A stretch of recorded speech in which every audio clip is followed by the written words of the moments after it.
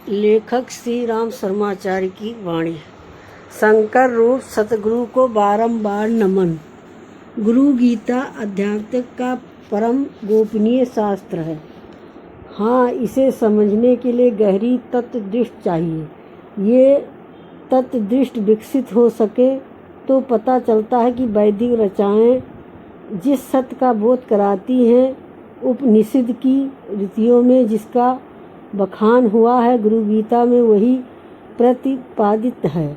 18 पुराणों में जिन परमेश्वर की लीला का गुणगान है, वही सर्वेश्वर प्रभु शिष्यों के लिए सतगुरु का रूप धरते हैं।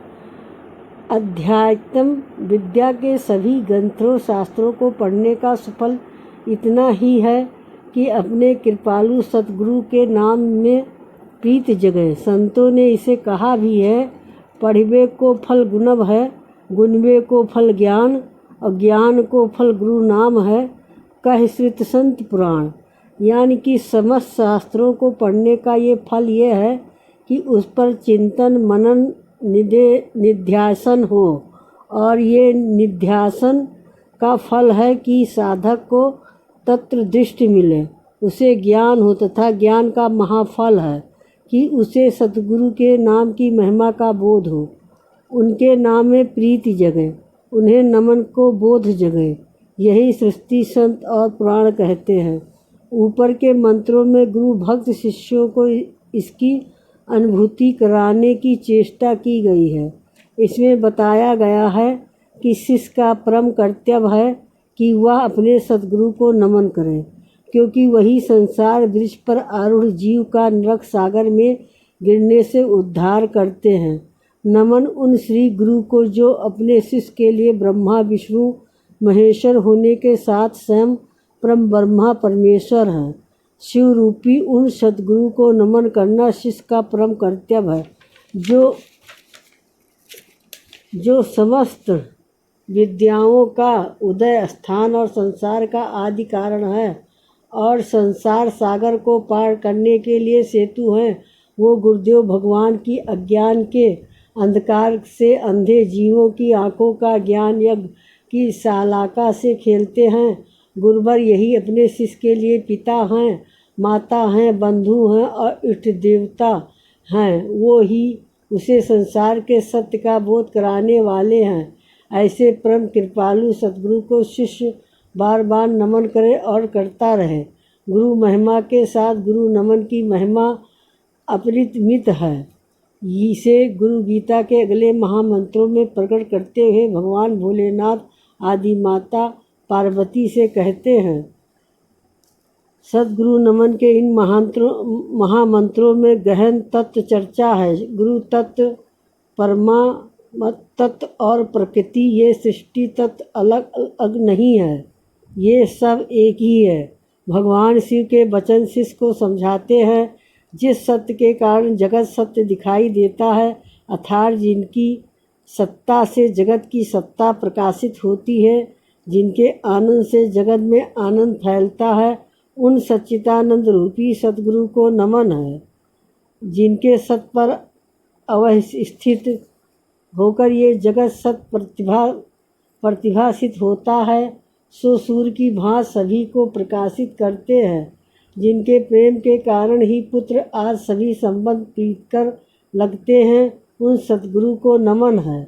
जिनकी चेतना से ये संपूर्ण जगत चेतन प्रतीत होता है, हालांकि सामान्य क्रम में मानव चित्त को इसका बोध नहीं हो पाता।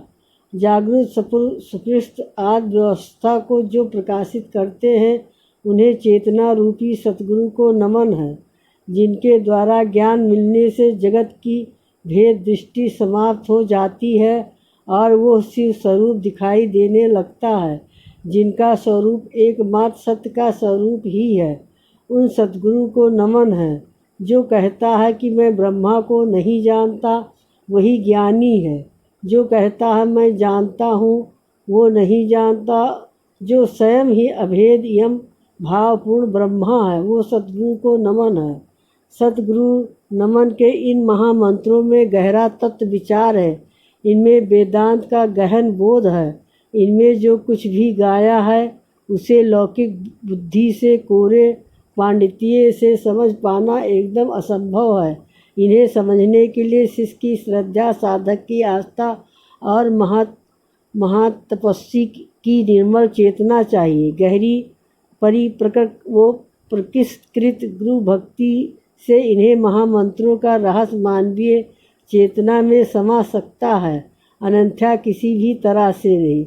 तो सबसे पहले इन महामंत्रों को समझने से पहले इन जान ले कि गुरुदेव केवल देह की दृष्टि से ही नहीं मनुष्य हैं, अन्यथा उनमें कोई मानवीय भाव नहीं है।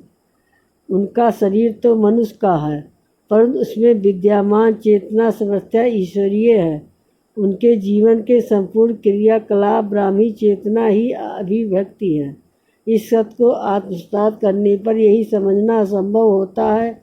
ब्राह्मणी चेतना के गुण कर्म स्वभाव ही अपने सतगुरु के कर्म स्वभाव ही जो ब्रह्मा वही सतगुरु है। बस फर्क है तो इतना कि ब्रह्मा निर्गुण निराकार और निर्वेश हैं और कृपालु सतगुरु शिष्यों पर कृपा करने के लिए ब्रह्मा का सगुण साकार और सभी शेष रूप है। इसमें भी असलियत ये है कि ये फर्क मात्र दिखता है, आभासी, दिखावटी और बनावटी असलियत में है ही नहीं। असलियत में तो गुरुदेव भगवान साकार दिखते हुए भी निराकार हैं। एक कमरे में रहते हुए सर्वव्यापी, अपनी बाहरी उपस्थिति के बावजूद शिष्यों के अंतकरण के स्वामी अंतर्यामी हैं।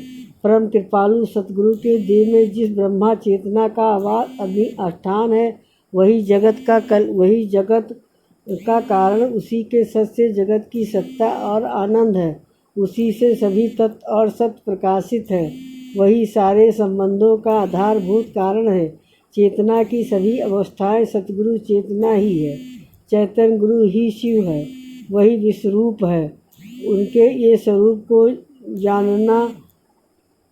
जानना अति कठिन है। कोरे बुद्धिपरायण लोग भला उनकी महिमा को क्या जाने, जो उनके लौकिक क्रियाकलापों को देखकर समझकर ये कहता है कि मैं जान गया, वह उन्हें बिल्कुल भी नहीं जानता।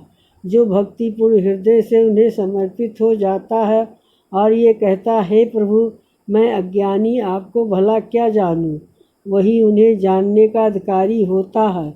वही ब्रह्मा है, उन्हें जानकर सब कुछ जान लिया जाता है।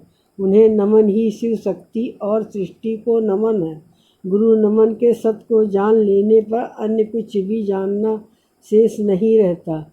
इस कहानी को सुनने के लिए बहुत बहुत धन्यवाद, और आपने सब्सक्राइब करा तो तहे दिल से आपका धन्यवाद करती हूँ।